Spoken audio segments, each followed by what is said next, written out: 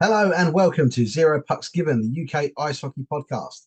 We are in partnership with the Hockey Art Co, hockey clothing for hockey people, worn by the best and hated by the rest. Listeners to Zero Pucks Given get a 10% discount on everything site-wide at hockeyartclothing.co.uk. Just enter the code ZP10 upon checkout to get your discount. And we still have our partnership with Manscaped, redefining the gentleman with top-of-the-range male grooming products. Listen out a little bit later for more details about Manscaped and their products. You can get 20% off plus free shipping on all of their products from manscaped.com and use the code 0pucks20. All caps, all one word, 0pucks20. Don't delay. Get your discount now. Make sure your boys are smooth for the summer. We are also on the Sports Social Podcast Network, the biggest sport podcast network in Europe, boasting some other top ice hockey podcasts such as British Ice Hockey, Elite, and A View from the Bridge. Right, this is episode 103. I'm Ben, and welcome to Zero Pucks Given. The season is done. It's over. We've had the Sheffield Steelers take an Elite League Grand Slam, adding the playoffs to their League and Challenge Cup titles. In the National League, we've had three different winners, as Leeds Knights take the League, MK Lightning take the Cup, and the Peterborough Phantoms take the playoffs. A hard-earned success for the Phantoms on the weekend, after they got past the Telford Tigers in overtime. Controversially, though, as the winning goal didn't appear to cross the line after hitting both posts. Almost identical to an incident at Invicta versus Chelmsford at the end of the Britain League season. But the goal was given, showing that the officials really do need the video help, even at our level. Peterborough went through to face Leeds Knights and eventually triumph in a sudden death shootout. Luke Ferreira netting the all-important goal. And of course, through the other leagues, as we said last week in the season review, congratulations to the Morley League winners, the Billingham Stars, the Morley playoffs and cup winners, the Blackburn Hawks. In the Laidler, the Telford Tigers 2 take the league title, the Sutton Sting take the Laidler Cup, and the Billingham Buccaneers take the Laidler playoffs.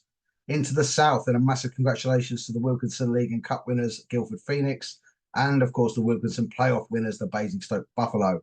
And in the Britain division, where we sort of do all of our bit, playoff champions, the Chelmsford Chieftains, and of course the League, Britain Cup, South Cup victors, the Streatham Redhawks. And through that, winning that league, they go to the Coventry finals weekend to face the winners of the Morley division, the Billingham Buccaneers. And that's where we'll go. We'll start at the SkyDome. The league champions clash, a first-time appearance for the Billingham Stars as the Redhawks look to exercise the pain of being caught in the jaws of the Solway Sharks over the last couple of years. And the Redhawks came flying out at the Stars and took an early lead when the dynamic duo struck as Beasley assisted Ryan Watt, beating the keeper low to make it 1-0 on just 35 seconds. Streatham killed off 2 penalties in the first 10 before they doubled their advantage when Thomas Skokan sniped in from distance to make it 2-0 on 10:55. Both sides killed off penalties as the first drew to a close, with the London-based side holding the most dangerous lead in hockey. Into the second, and another early trip to the penalty box for the Redhawks, but after just 60 seconds, they were joined by Sykes for Billingham, and after killing their own penalty, Streatham made it 3 when Warman passed across the crease for Jared Lane to finish from close range on 26:32, power play goal. As the game restarted, the Billingham Stars looked to hit back quickly, and they did when James Moss pulled one back to make it 3-1 on 27:11.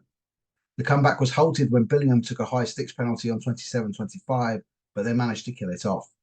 Streatham then had a chance to kill the game off when they were awarded a penalty shot on 35:43. JJ Pitchley took the honour himself and duly slotted home to make it 4-1. Those who thought the game was over could well have been forgiven for doing so, but the Stars weren't done just yet when James Moss got his and Billingham's second goal to make it 4-2 on 36:04, quickly followed by a Chris Sykes goal on 36:48 to really ramp up the pressure on their southern counterparts. The third was going to require a thoroughly professional performance from Ben Painter's men, but they spent most of the third on the kill, including a 5-minute major as they headed into the final 10 minutes. Pressure withheld, and even with an empty net, Billingham Stars couldn't force the leveller, and as the buzzer went, gloves and sticks launched into the air, as the Redhawks finally get their hands on the trophy that has eluded them. The National One champions are the Streatham Redhawks, and after the game, Streatham player coach Ben Painter gave his thoughts to ZPG. Yeah, obviously we go into the final weekend of the season, in the national final in Coventry against the Billingham, um, with the national title up for grabs, the sort of the trophy that's eluded us over the last couple of years. Um, Having won every trophy sort of at this level, for the last couple of years, it was sort of the last one up for grabs that we hadn't got, and the one that had eluded us. So I think realistically, from last summer, the all eyes were on this trophy. This is the one we wanted, and I think as a club, this is the one we wanted. And going into that game and dominating large parts of the game, and ultimately winning that trophy was I can't actually describe the feeling. It was yeah, it was unbelievable. We we go into that game, and I think we were the mood was different this year, to what it was like the last couple of years. And obviously off the back of losing in the playoff semi-finals, I think we had a lot of time to reflect on that, and as a group sort of lick our wounds and go into this weekend knowing that this team we've got here hasn't lost two on the bounce all year. And we're very good at pulling ourselves back together and really sort of getting back to winning ways, and we did exactly that this weekend. And I don't know, from my point of view, and personally, I felt like the feeling was a little bit different this year to past years. I felt like we had a bit of confidence, and I think instead of going there thinking we haven't won this in 2 years, I think we took that and went, we've been here, we've done this before, let's knuckle down now and just play this like any other game. And I think we really did do that. And then obviously with Watty leading from the front and absolutely sniping to get us our first goal. I mean, it was a great finish, and it was a great goal. And I think from that point on, that just filled us with the confidence we needed to just press on. And I think, yeah, from that point, we really did sort of dominate that first period from start to finish. Even when we were on the penalty kill, I think we killed brilliantly, and really did sort of dominate that period. I think going into the second, we maybe relaxed a little bit too much. Got away from a little bit from the things we discussed and how to sort of beat this team. We knew that they had maybe 3 or 4 top guys, and we knew that they like to sort of maybe cheat a little bit and like to create odd man rushes and 2-on-1s. And I think we got a little bit too relaxed, and let them have too much, maybe a couple of bad decisions defensively, and invited some pressure that we shouldn't have. But we sort of got through that period, reset after that period, and went into that third and sort of discussed some points defensively, and the fact we don't need to take any risks with going into that period goal up. And we did exactly that. We were great. We defensively, we just really tightened up and didn't allow them anything. The only sort of looks they got was on the power play, which they had quite a few power play minutes in that third period. And as a group, again, like we have done all year, we killed tremendously, and really did sort of, yeah, put our bodies on the line. Boys were blocking shots, and we threw everything at it, and emptied our tanks to get that result. And I can't sort of put into words how much it meant to me for the boys to dial in and really sort of put everything on the line and leave it all out there, and ultimately win the trophy that we've been longing for so long. So yeah, it was great to get that one under our belt, and yeah, I can't even describe the feeling of finally getting that trophy. So to do it there, and with all our families there, and so many travelling supporters that have been fantastic all year. I'd probably say there was, I don't know, maybe 200 Streatham supporters there. Been great all year, and just to see you guys at Coventry and enjoy it as well. It's brilliant, and it means the world to us boys. And I'd like to just take this moment to thank you all for really sort of sticking with us all year, even when we've maybe had a couple of tough weeks early on in the season and things like that, and then after the playoff semi-final loss, you stuck with us, and it really is appreciated from me and all the boys.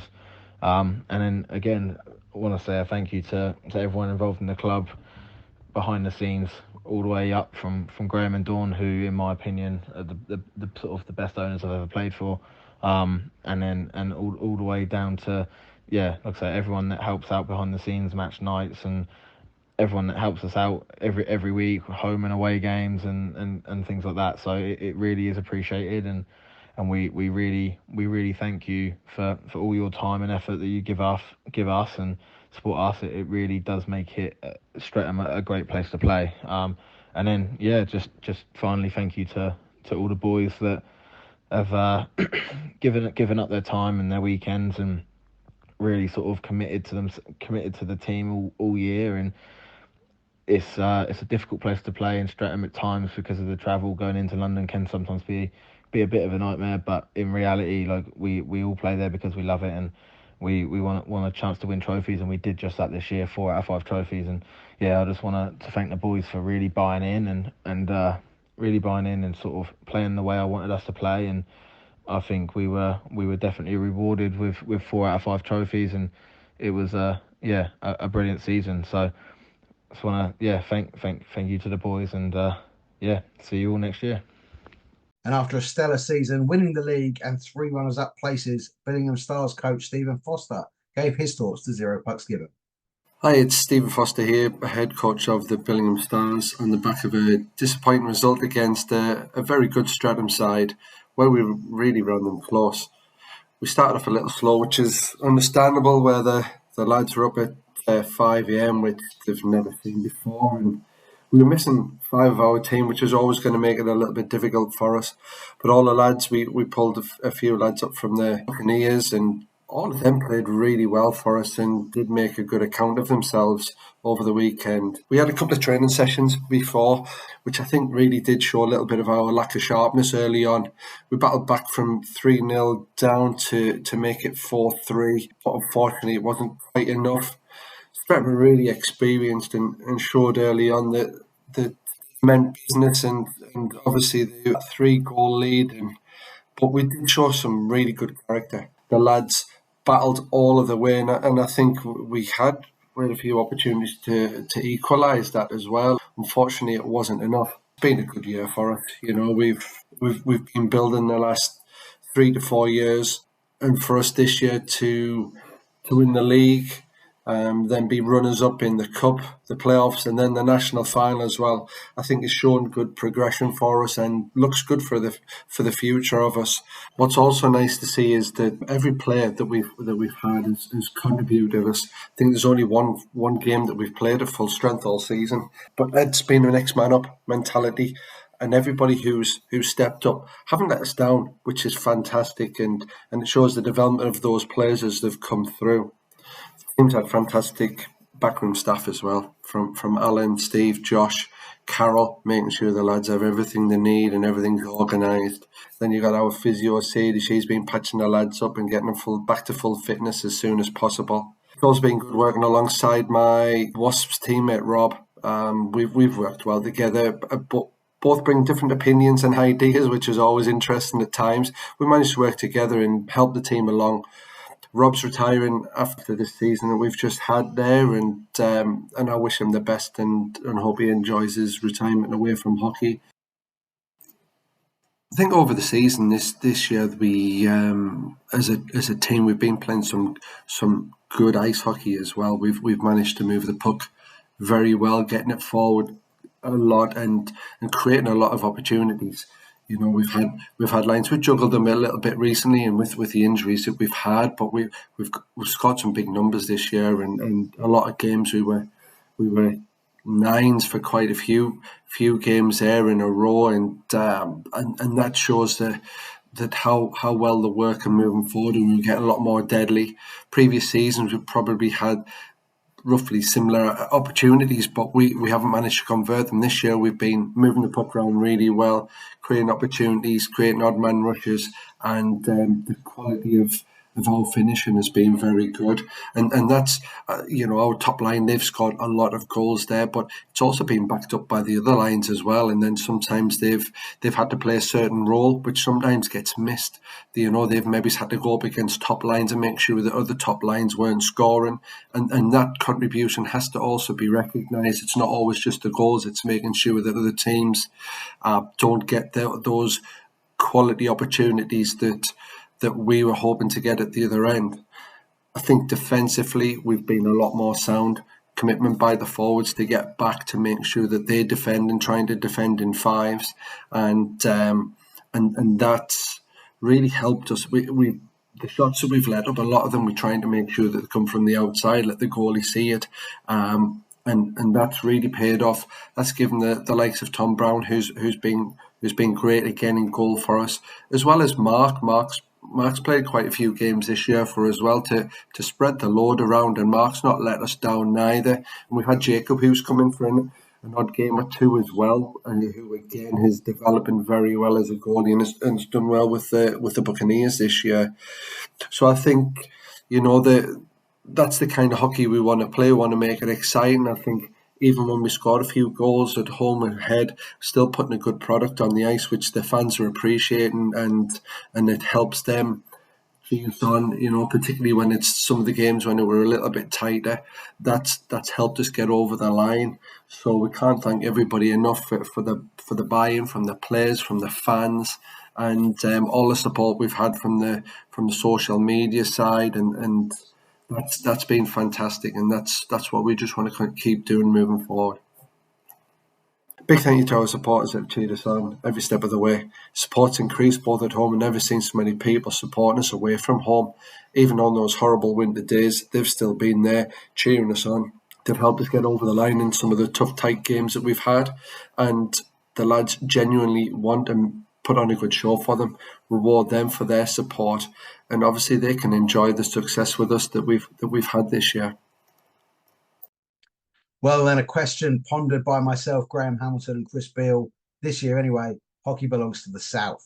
With MK and Peterborough also taking 2 of the National League honours, it puts the South in firm control outside of the Elite League, which of course just belongs to Yorkshire. Well, that's the playing part of the season all completed. There are awards nights and presentations to follow for all the clubs individually. And then, of course, that harrowing wait over the summer months before the signings start getting announced, where I'm sure everyone will start to get a little bit frustrated with nothing coming out. But believe you me, those cogs are turning, and everyone is doing their very hard work to get those rosters locked in. Well, now the games are out of the way, there's something I've been waiting to get to. Now, if you've been listening to Zero Pucks Given at all this season, you would have heard me say countless times, in partnership with the Hockey Art Co. Hockey clothing for hockey people, worn by the best and hated by the rest. So I thought it was about time we put some meat onto the bones of that statement and chat with the founder, owner, and operator of Hockey Art Co., Mike Giannone. Mike, how you doing, fella? I'm all right, mate. How are you? I'm really, really well. Thank you so much for finally joining me on Zero Pucks Given. We've been saying Hockey Art Co. for months and months on end now, and now everyone, including myself, can put the face to the name. Although you do brilliantly model your own stuff as well, which is fantastic to see.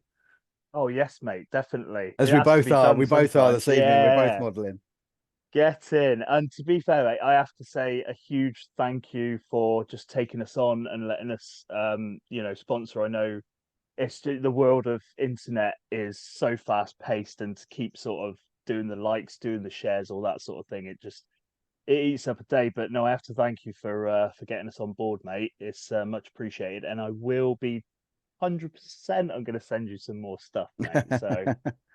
It's all good, mate. It's all good. I always like it. Well, the first thing that you sent me was I managed to win the Foo Fighters Taylor Hawkins Memorial jersey on one of these random Instagram competitions. We're not allowed to. I don't think I'm allowed to talk about that jersey anymore. No, because you kind of got slapped with a little bit of legal paperwork about it, didn't you? I got a cease and desist on that fucker.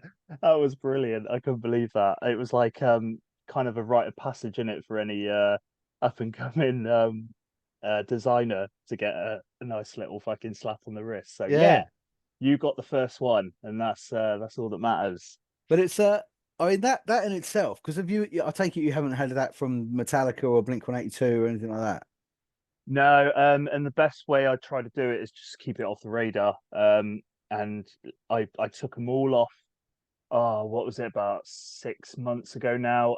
Let it lie low for a little bit, and then have to change the names on the page just to keep it all sort of above board. And yeah, since then I'm going to put them back on in summer though. That's a everyone has been on my case about getting those jerseys back on the website, so it's going to happen. It will happen.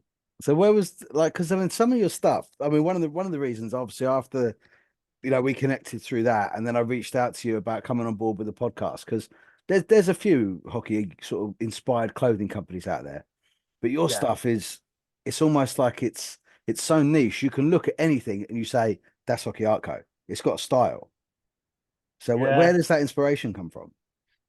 That's a good question.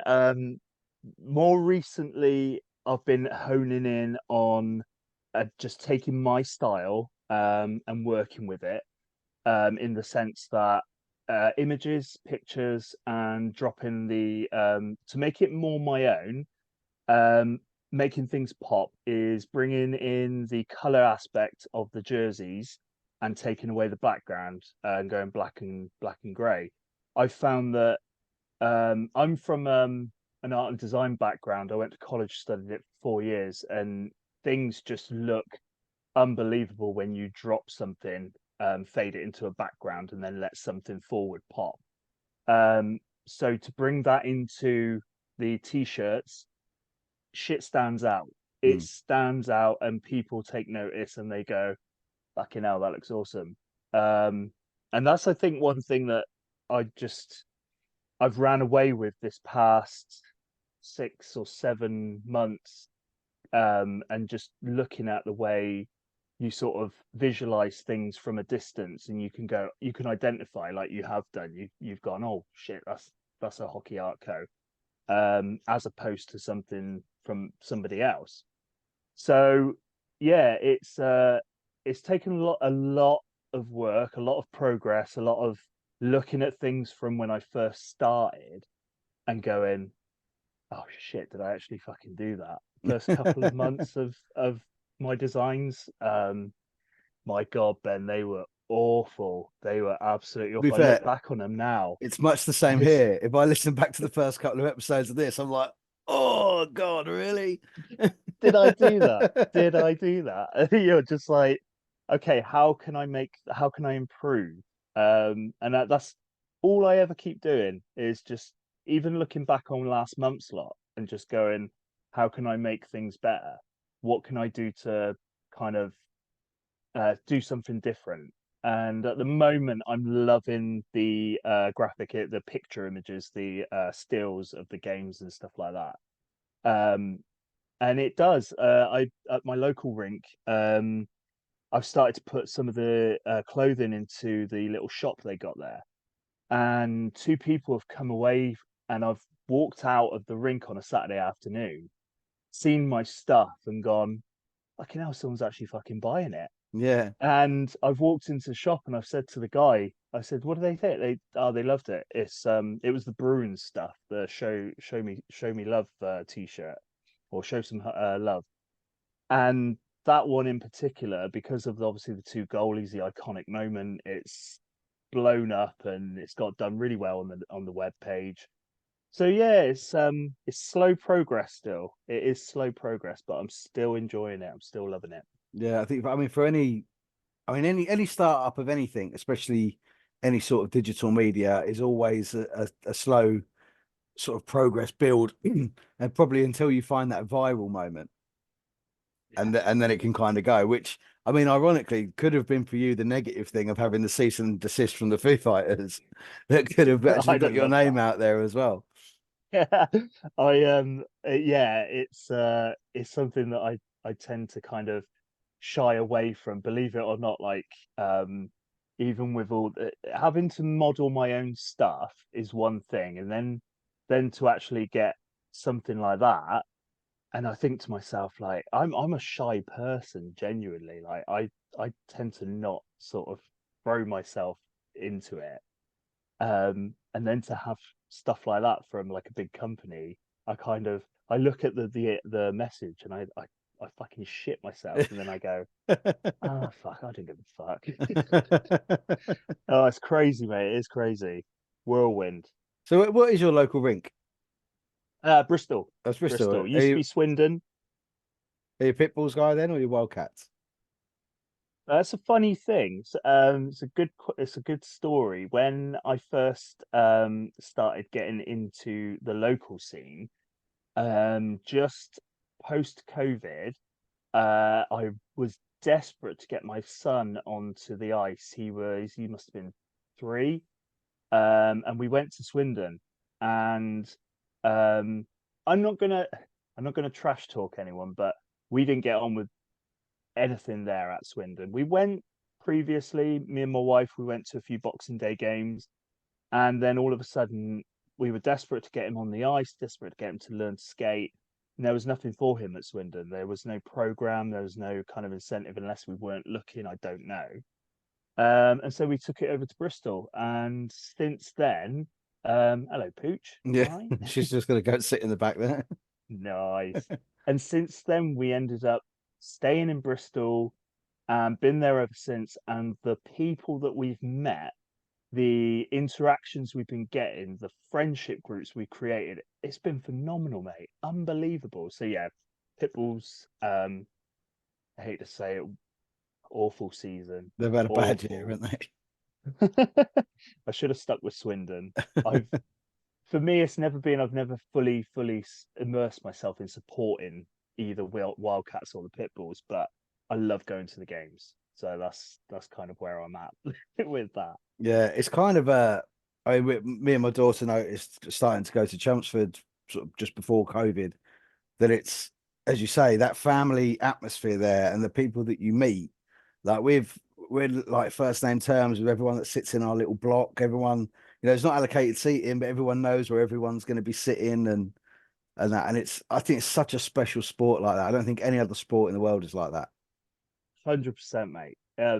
There is something so unique about it that, like, just even heading out to a rink on a Saturday and talking with even the figure skaters, talking with we're all in the same group. We're all sharing the same ice, and I think that's what makes it important for any family and anybody attending a rink. And you're so welcomed on that aspect. So yeah, definitely 100%, mate. I fully agree with that, without a doubt.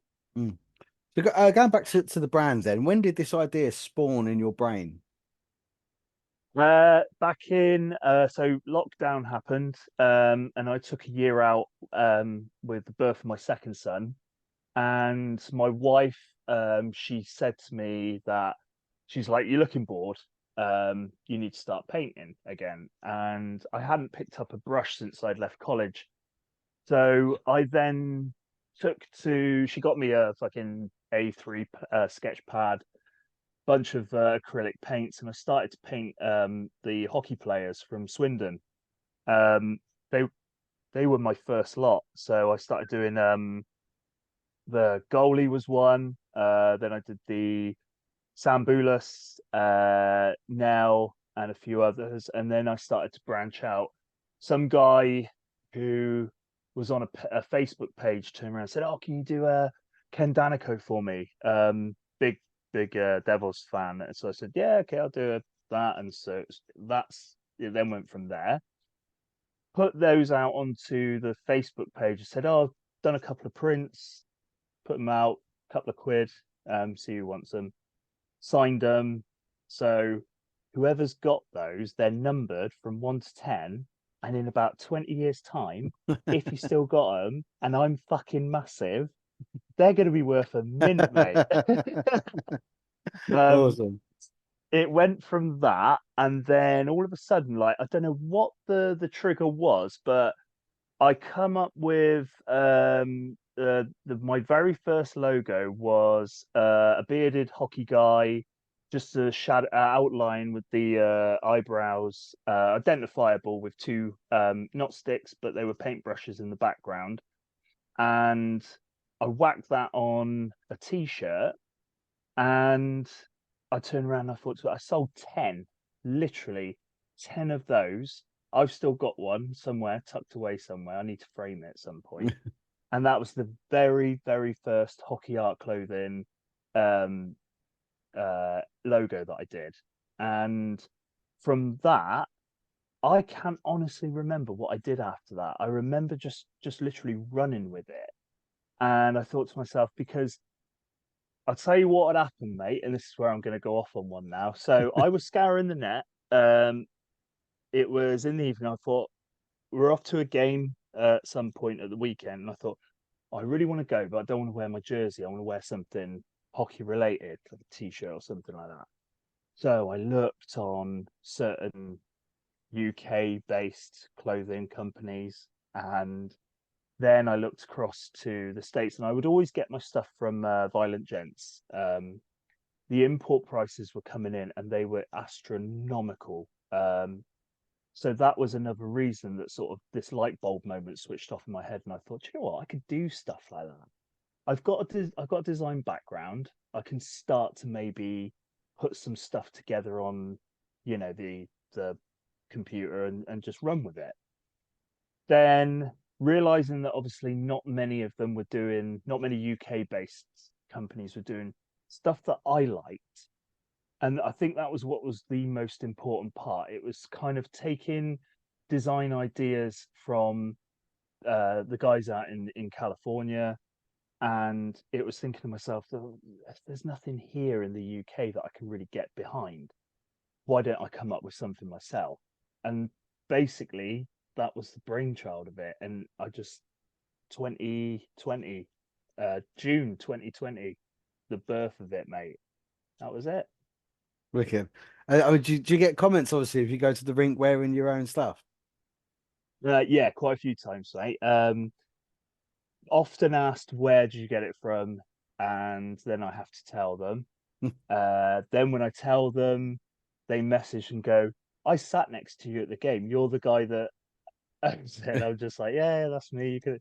And 9 times out of 10, I'm giving away discount codes just because I think if I can get that one person to have it, 2 other people might want it, and then so on and so forth. So yeah, it is really strange now going to Bristol Rink and kind of people just turning around and going, hey, you're the guy that does the stuff. There's really cool stuff. And I'm just like, yeah, that's it. And then so all of a sudden, this shy kid comes in, and I'm just like, oh, don't know how to deal with this. So my wife steps in, and she sort of takes control and just goes, yeah, you can go on the website, blah blah blah, all that sort of thing. So yeah, it's good. Yeah. But I mean, funnily enough, I actually kind of struggled to deal with that myself. That after I'd started this, and then I'd go to Chelmsford, and people would sort of look at me and they go, "You guy, you're doing that podcast, didn't you?" And I'm like, "Yeah." And then it happens everywhere I go now. Any ice rink I go, I get people going, "Hey, you do the thing," and I'm like, "Yeah, yeah." Because I mean, It's a I'm quite, strange feeling. yeah, I'm quite shy and reserved, really, until I've had a drink, and then it's like the Yeah, opposite. yeah. It's But quite a funny one. I was at the game, the start of the season, the Pitbulls game, and I went with one of my best mates who I met through skating at the rink. He looks identical to me in every single way. It was quite scary. And he basically he turns around, he's just like, how many people are like saying hello to you? And I'm just like, yeah, there's quite a few. I don't really know them. He goes, it's because of your shit clothing brand. And I'm just like, yeah, you got to put up with it, Matt. That's all I'm saying. You got to put up with it. It's hilarious. I tell you, it really is quite something. Yeah, and you say like giving out discount codes. You were kind enough to give us one to put out to the listeners as well, which I do hope people have been using because there's so much variety in what you do. I think that some clothing brands can be quite guilty of almost giving you too much choice. Right. But what I love about your stuff is it's in series. So you have like little collections of different Yeah. stuff, and it makes it so interesting to look through all the different collections. So like the newest one that's come out, the club series, I absolutely love. It's almost like just beautiful simplicity. Yes. Yeah. Yeah. I need to it's pinch myself moments quite a lot of times when I have to simplify shit. I get carried away with overdoing it, and I know when I've overdone it because there's a rule that I've made up for myself. If I've spent longer than 2 days on a design, it's not worth it. People aren't going to notice it. The best designs I've come up with have been within half an hour, and they've blown out. And I've just thought to myself, okay, simple. And I have to keep fucking telling myself every single time. So when the club lot come out, I think and this is the weirdest thing, mate. I'll take inspiration from anywhere. I was walking through my local high street, and I just took a glance at the amount of young kids that were just having the simplest logos on their hoodies, on their tops, and when they turn around, the back pieces were fucking massive. And I thought, right, okay, I could run with this. So henceforth, the club edition was born, and it's taken off really, really well, that lot. So more of that lot to come, definitely in that style. It's quite similar, actually, the way you talk about your design to something like a musician. But they say if you're working on a song for days on end, you're not going to finish it. You're never going to be happy with it. And most of the best songs in history were cracked out in 5 minutes. Yeah, yeah. Fucking one thing springs to mind with that is a Foo's documentary, and I think Dave Grohl was saying exactly the same thing. And when he wrote, was it either Monkey Wrench or fucking one of the ones? And he just said, "Yeah, I had to just get it out there. That was it." It is similar. It really is similar. Funny enough, mate, I used to be a musician back in my youth. So did I I. was Did you? What Yeah. did you do? I was a front man. Really? Yeah, us shy guys Flexing. being front men. Yeah. Were you a screamer, or were you I was, yeah. is it? Well, go on, drop the name of the band, mate. Oh, there was a couple. They were all terrible. Were they? Beautiful Mayhem, Nice. Primavera, Yeah. and very, very small amount of time, although I was actually playing bass with a band called Line of Sight. Oh, nice. I bet they were oh mate, do you do any gigs? Oh God, yeah, back in the day. But I mean, I'm nearly 40 now, so it was like I was like 18 at the time. We did it with Primavera. We did a UK tour. No way. Yeah, Shit. that was pretty awesome. What about Bloody yourself? hell. What was yours? Mate, honestly, the first band I was in, I used to have to get a bus all the way to Frome from where I live, and it was like a 40-minute bus ride. And we went to a studio that this guy from New York owned, massive fucking dreadlocks. And the first band I was in, called Nausea, spelt with a G, Naw. Oh, nice. Fucking, we were like we were almost Crazy Fists. Oh yeah. Corn, Crazy Fists, Kill Switch Engage, all that sort of thing. And then I was on my travels through around the world, and I come back and I turn around, same guys in the band, and I went, right, I'm bringing in a new guitarist, and we're gonna change the name.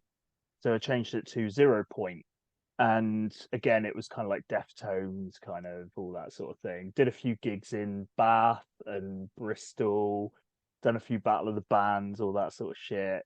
And I just loved it, mate. I loved it. But it got a little bit toxic with a couple of the members in there, so that wasn't so good. I think, to be fair, I mean, a lot of the only Primavera we did a few bits. Like I said, we did the UK tour. We did a couple of support slots to enter Shikari. Mate. Yeah, well, I supported them with Beautiful Mayhem as well. I've been a Shikari fan since the very, very beginning. But Wow. they were this close to playing at my wedding because we had one of their songs as our first dance at our wedding. But Bloody they were touring hell. Japan, so they couldn't make it, which is a shame. Oh shit. But the Primavera one, I can remember the first night of the tour, we were at some shithole bar in Chorley, just outside of Preston. But it had like a 500 capacity. It was a decent venue. And Yeah. like first night of the tour, 5 guys in a transit van, we were like, it's not going to be anybody here. And we sound checked, we only got something to eat. And then when we came back, they were queuing down the road and we'd completely sold it out. What? It's mental. That is amazing. The next night in Bradford, we played to the bar lady in our support band, and that was it. Yeah. Like Yeah, proper crash days down like to her. that. Oh, mate.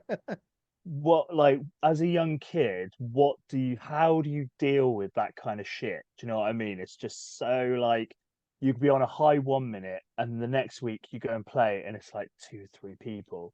It's like, what the fuck happened? Yeah. I'm trying to think now. I'm trying to think years wise. I think it was 2005, but it was late 2005. So I think I was 20 Yeah.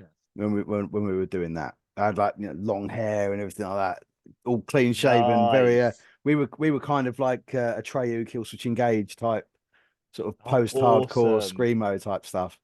I But fucking love Atreyu, mate. so What a what, great band. the fact that we've actually got this in common is actually really ironic with what you were saying with the design and stuff, because Yeah. we used to do songs that we liked, and if anyone else liked it, it was a bonus. And I get that feeling with your stuff as well, that you're not making it to please anybody else. You're just looking to enjoy doing it yourself. Do you know what, mate? You're nailing the questions tonight, mate. I was thinking earlier about like why I do it. And there's two t-shirts that I really, really didn't want to do, and I ended up doing them. And when I looked at them, I wanted them. And that was the Vancouver Canucks City Series with Hughes on the front. And somebody ordered it, and I looked at it and I was like, I fucking wish I fucking printed my own now. And I wanted to, and I thought to myself, no, I got to bosh out this next lot, and I just never got around to it. Then the other one was the Ovi doing the celebration. Yeah. And it was at that point that I thought to myself, okay, I'm not gonna wear an Ovechkin top. And I'm anybody who knows the page, I'm Devils through and through. And anytime I wear something that's got another team on, I'm just like, I don't want to do this. And I wore it and I was just like, okay, that looks fucking good. And it's shit like that I think to myself, like, okay, I've got to keep doing this, because if it makes me happy, even if I don't want it, I'll keep doing it. It's the weirdest concept you're ever gonna fucking get your head around, but yeah, it works at the end of the day, and I think it's yeah, like I said, it's still growing, so it's good. Yeah. I think a lot of things like that. 'Cause I mean, is it your full-time gig, Mike, or is it like a side hustle? No, it's still side hustle. I'm a chef by trade. I've been a chef for 25 years now. I've been yeah, all over the place with it. I lived in London chefing. And I love it. I do still love chefing. It's brilliant, but at the end of the day, it's something's got to pay the bills, and it's that. Hmm. This is like, it's almost like your first love, It's that one that you go back to time and time again, and you just think to yourself, okay, my foot's in the door now. I can't go back to just knocking it on the head because I've done a few t-shirts. Just keep going. So I did, and yeah, I'm still loving doing it, which is good. So at some stage or another, the plan is to keep growing it. How, I don't know at this point in time, but things keep knocking on my door, and it just something will pop up and go, okay, yeah, that sounds, I could get my teeth into that. I think one of the ones is, at the moment, quite a few rec league teams are knocking my way, asking for jersey designs. Never thought I'd be doing that, but again, it's something I love doing. And for whatever reason, like you said before, they're unique. And just go off on a tangent, but about the jersey design. So the Metallica one, some girl picked it up from the store, the ice rink. She was on the ice with it, and my missus turns around and goes, "That's one of your jerseys." And I was just like, "Oh yeah." I said, "How do you spot that?" She goes, "Your designs are unique. There's nobody doing them. They're just different." So yeah, I spotted it like a mile away. So it's good. It's good. That's what I think is going to keep it going, really. Yeah. I think, I mean, men as a whole in general, I think men need something like that in their lives because, as you say, you're if you love chefing, that's great. I've been an engineer for 20 years. I love that, but you need that little something on the side that's almost like that little spark in your life. Like you say, you may not be making the breadwinning money out of it, but if it's something that keeps you happy and keeps you level. And what I actually really love now, especially is like getting as old as I am now, I've been married for so long. Women now appreciate that men need that little something and they leave us and let us get on with it. It's so true. Used to be era of the man cave, didn't it? Like building Yeah. a shed in the back garden just to escape the Yeah. missus and shit like that. Now Now my guys are man cave is finding in my good shit. house. Yes, get in. That is the way to go. Oh mate, it's so true. It is so true. And it's like you wouldn't be anywhere else without it. And it does keep you ticking over because I'm sure that at some point or another the fucking insanity would fucking kick in. And if you didn't have that little hobby, that little something to go to, um, you'd have to sit there and fucking watch Love Island. And who the fuck wants to do that? Well, I did. I think during COVID, I did get a little hooked on Married at First Sight Australia. Oh mate, who didn't? I've been banned from watching that now. Yeah. But I can't keep up with it anymore. In fact, I mean, me and my wife also do a podcast, which is Oh nice. we with our daughter as well sometimes because she's nearly 14. But I think Amazing. the next couple are just going to be me and her, and we say all the time like, "There's nothing on telly anymore. There's nothing good. We're watching like re-watching old stuff." Yeah, and you just get to a point where you just think to yourself, "Fuck it, I can't be bothered to watch this again." It's like the Married at First Sight shit was just like it was good at the start, and now they've just gone off on this biggest fucking tangent. And at no point in anyone's marital career do you want to see them fucking knocking somebody else off just for fucking shits and giggles. Like, why? Why are they doing this? I know. Oh, I tell you, And the budget of crazy. that show must be insane. They just seem to fucking be in like the most lavish hotels ever. Yeah. And you just think, I can't get a fucking hotel that nice. How the fuck are these? Do I have to cheat on my wife, don't I? That's what I have Yeah, to that's do what you got in to order do. to You get. Oh, there's no way that's happening. Fuck, No, no way. no. Oh man, I had a feeling we'd be going off on tangents left, right, and centre here tonight. Oh, mate, I think it has to be done, definitely, without that. So you're coming up to 40. When's your birthday? My 40's actually next year. I'm July 14th next year. I'll be 40. Is it? Ah, Yeah. nice. My 40th's on the 21st. And my wife's got me tickets to the Prague game, the Devils Sabres game. Oh, So wicked. I'm very, very excited about that. It's and taking the boys as well. My two little boys, we're going and we're just going to be at the Glass, and she got us glass seats as well, which is insane. So this is like she said to me, what it's like having a wife. So she said to me, this is the next 15 birthdays and the next 20 Christmas presents all rolled into one. I think, okay, I can deal with that. I can handle just getting a card every year. No. Oh man, that's good. 21st of July or of May? Yeah, Of July. 21st of July. Yeah, Yeah. that's because it's yeah, I for my 40th, I don't actually know what we're doing because for my wife's a couple of years older than me, although she does not look it. I'm the one that looks 3 years older. But the Ben, get the band back together, mate. You know it makes sense. we're having an Indian soon, actually, a few of us. It'll be an interesting conversation.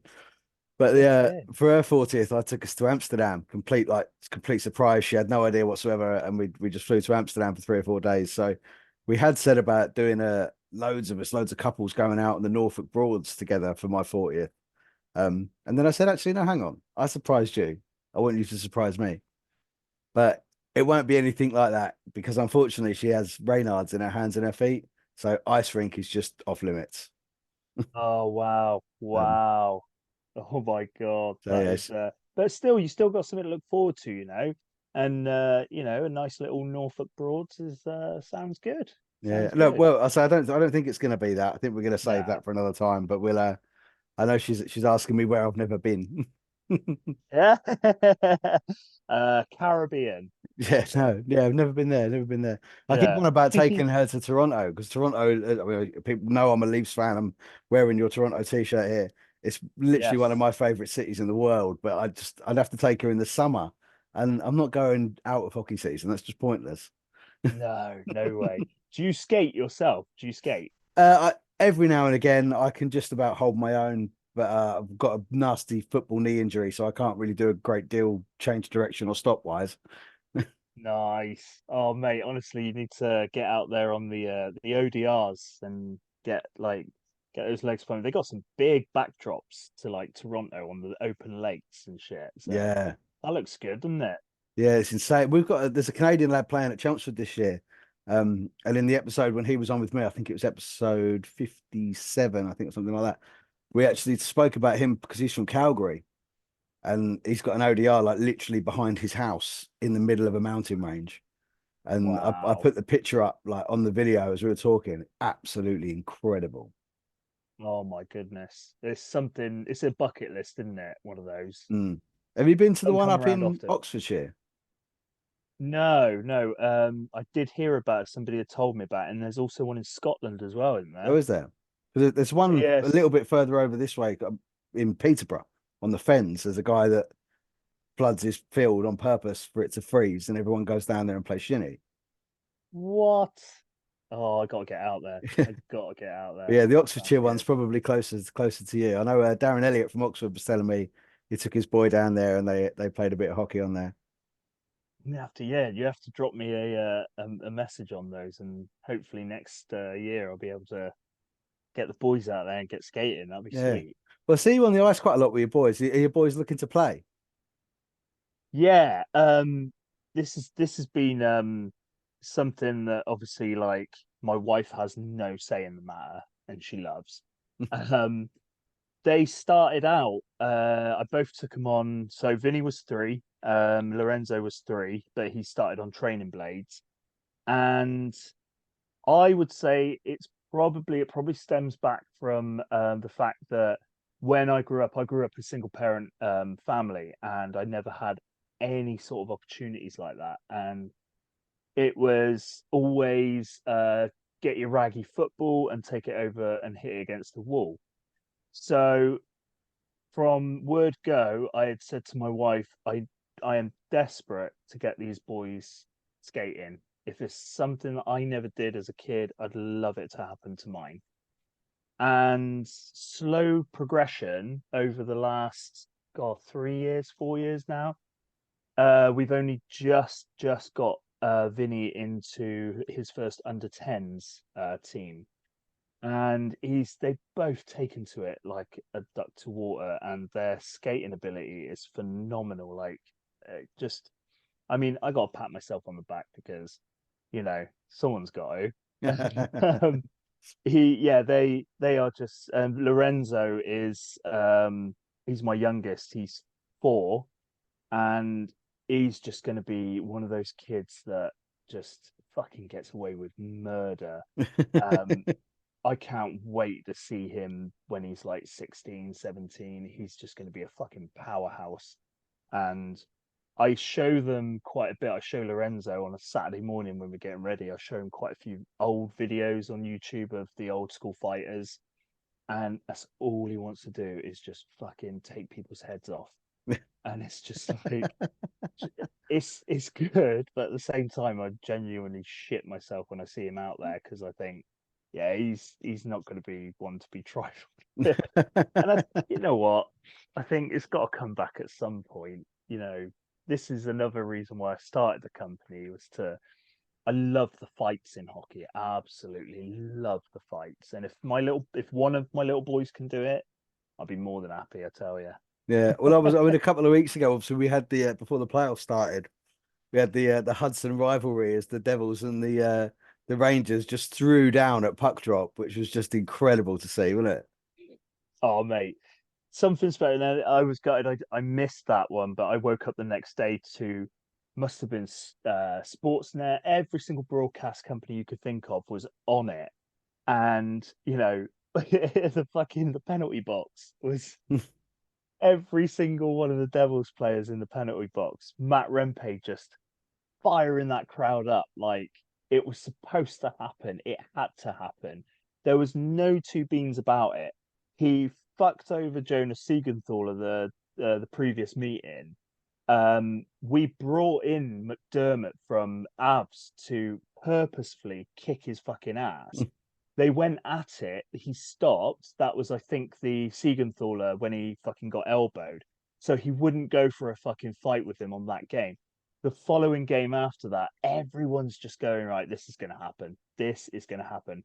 I don't think anyone realized it was going to blow up as much as what it did. So, yeah, to see a line brawl in the NHL in today's fucking league is brilliant. Unbelievable. Yeah. And as you said, you're, you know, the big Devils guy. I think we see the tattoo on your hand when you put your hands up front. Yeah. Okay. It's my little boy drew it. And I got him to just draw a Devils logo, what he thinks looked like a Devils logo, and I did it a scratch over the top, and yeah, I got that done for my 39th birthday. So yeah, it's a little meaningful one there, like a little double meaning on there. Oh, that's awesome. Actually, yeah, it's all good. In the Britain division that I cover, the Solent Devils, their jersey design is a kind of take on that New Jersey Devils with the stripes on the shoulders and where it says Devils or Jersey across the middle. And their head coach, Alex Murray. Jersey one. Yeah. When their head coach, Alex Murray, was on here, he said he'd been out to New York and New Jersey and he'd seen the game and he'd come back and said to Dynamis, their kit supplier, I want this. Can you do this? So obviously they had to like add a line, take away a line, so they weren't breaching any copyright. But yeah, the Devils jerseys this year were awesome. Yes, 100%, 100%. Yeah, they were on fire. Yeah, I did see that. I keep seeing it pop up on my Instagram, and I keep looking at it, and I'm just like, they've pretty much nailed the Jersey one. So yeah, hats off to them. Massive hats off to them on that one. Yeah. Well, dude, thank you so much for giving up your time to come on the podcast. We're so thrilled that you're part of the Zero Pucks Given family and getting all your stuff out there as much as we possibly can to everybody who listens or follows or likes on social media. Believe me, if you're running something like a small clothing brand or a podcast or anything, you guys don't know how important it is when you like and share. It just feeds that algorithm and pushes stuff all the way out there. If you've got an Alexa or smart speaker, talk about it in your house because they're listening. Yes, it does us all favors all the time. Ben, thank you so much for having me on. And just one more thing, mate, you're an absolute diamond, mate. And yeah, I will try my very hardest in between all of my things that I'm doing to get your name out there as well, get your podcast. You're doing really well on your podcast anyway, mate. So thanks, man. I'll still keep blowing it up, definitely. And long may it continue between us both, mate. Indeed. Obviously, we're heading into the summer now. It's going to be my last episode of the season, so we'll be firing back up towards the end of August, early September when it all kicks off again. Good stuff. Good man, Mike. Thank you very much, mate. Cheers, buddy. Thank you.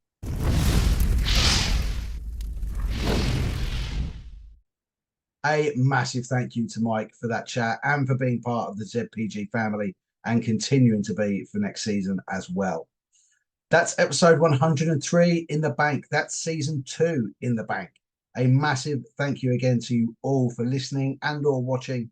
Thank you to all the coaches from the north, the south who have sent in coaches' thoughts, met with me for pre or post-match interviews. It is truly appreciated and goes without saying, of course, we cannot finish the season without a thought to the dearly departed from the world of ice hockey. Alex Graham, Mike Hammond, Adam Johnson, Mike Urquhart, Dale Keane, and of course, Bob Cole. Sleep well, gentlemen. Your mark on the game will never be forgotten. As for Zero Pucks Given, that's it now for the summer. We'll be getting to work on the ZPG network, getting that up and running. So again, if you want to host your own podcast about your own club from any division, north, south, 1, 2, or national, come and do it with us. It's a team effort. There'll be monthly team meetings in case anyone needs any help. You can run your own social media, grow your own pod in any way you see fit, all under the banner of Zero Pucks Given. Really, really exciting times and stuff that I'm really excited to do. Over the summer, I will be the YouTube producer for Nick Rothwell as we move through a whole sort of system of interviews with former ice hockey players and perhaps even other athletes as well, with the Retribe and the Stick Together group that Nick is doing so successfully with. So I'll be getting those videos out as soon as they're done. We're actually having a meeting in the next week or so to get that off and running. And then moving into next year, of course, with the ZPG network, I'll still be doing the episodes exactly as we've been doing, match reports, rundowns of all the news, and then separate interviews with all the players. And the network podcast will just be focusing on that one team, their matches for the weekend, getting anything they can get for their little podcast as well. And we'll all be sort of pushing each other's episodes and getting it all out there, all in one go, all for everybody to listen to. So again, really, really excited. Absolutely cannot wait as well for those videos to become available from the Britain finals, because last week I offered myself out. Does anyone want me to come and commentate? But I haven't actually heard it yet. I may not have even been any good. I will be taking Lauren up on the offer to go and commentate on MK Thunder versus Chelmsford Chieftains game next year. So I'm really, really looking forward to that already. So when their fixtures come out, so we can start planning those trips. There's only a couple of weeks I didn't make it to this year in the league, so I do hope to make it round all of them next year. Everyone has just been so generous and so kind with sort of letting me come to watch the games in the away venues. They've all been really, really. All the coaches have been fantastic, giving me their time and giving me their thoughts. And all the guests that we've had on this year, I just cannot thank you enough. You've all been so incredibly open, great talkers. I think we've broken down any kind of barriers really quickly and ended up having really good, intriguing chats. So I really do hope that you've enjoyed it as much as I have. The people coming on as well as the people listening. So once again, thank you so much for listening. Make sure you're following on all of the social medias, on the Instagram, the Facebook, the X, the Snapchat, TikTok.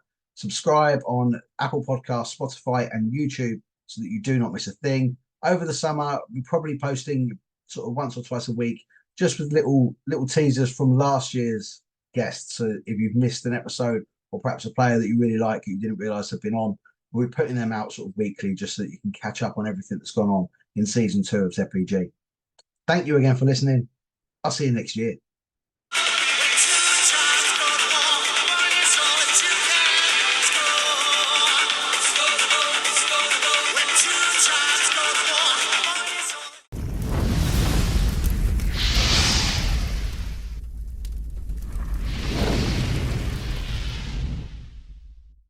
Hey guys, it's Ben from Zero Pucks Given. We've had our sponsorship with Manscaped extended by 1 month. So you've got 1 more month to get your 20% off and free shipping on all of Manscaped products from manscaped.com. As you can see from this before picture, I know I look like someone who used to be in good shape. I'm a little bit of a gorilla. I'm quite a hairy guy. So I took the Lawnmower 5.0 into the shower, and then with the interchangeable head, you take the long hair off with the clipper head, you flick it off for the razor head, and then you take the short hair off. And considering how hairy I am, this is the outcome. I think that's pretty darn good. Of course, once of there, it looked like a bit of a plucked chicken, and you kind of go all the way down, use the skin safe razor blade, the clipper blade, and that downstairs to get all of that cleared off. And then when you're done, you use the crop soother and the crop preserver, which is like a deodorant for your balls. Stops any of that sweating, any of that chafing if you're sort of driving a lot, sitting in a van all day or something like that, or even if you're being active, going to the gym or training or anything fitness wise. It stops from all of that rubbing and chafing, particularly when you wear the Manscaped boxers that are also in the picture, as they've got a nice sort of silk pouch at the front which keeps you all feeling nice and fresh. So then after that, I've used the weed whacker to get all the hairs around from up my nostrils and in my ears, which as you get older, trust me, they all start to appear out of nowhere. And then I've used my moisturisers with a little bit of bulldog stuff actually, to just on my head after I've shaved that with a razor blade. You can get a Manscaped beard trimmer as well, which is it's something I'm definitely going to look at. It's got a lot of different attachments on it, so you can sort of do the lines in your beard and sort of skin fade it down, which is a really, really good product. I'm hoping I might get hold of one of them quite soon. So yeah, I think these products are absolutely brilliant. I do not put my name to anything that I don't like, and as you can see, I use them and I think they're great. So use the code 0pucks20, manscaped.com.